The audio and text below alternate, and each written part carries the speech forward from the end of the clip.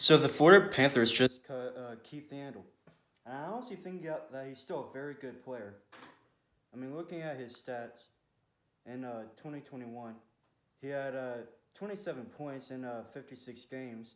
But at Dash A, he isn't the best defensive player or best defenseman defensively. And he's not that physical. But I think he'll be great for the Boston Bruins because ever since Torrey Krug left last year, I thought there was a decent sized hole in the power play. Looking at the power play from this year, the Bruins were ranked 10th at 21.9%, and then last year with Torrey Krug, they were second at 25.2. So I really think that Keith can really make a good substitute for Torrey Krug because I think he's somewhat similar to Torrey Krug. He'll be very good on the power play, maybe secondary power play. Also, he's a Boston native, and basically looking at the interviews between Spen Chitlitz and other interviews, he seems like a really nice guy. Would fit in with the locker room great. Was assistant captain in the Florida Panthers, so he has leadership values. He is 34, but he did have an Ironman streak going on, and I think that was like the longest in the NHL.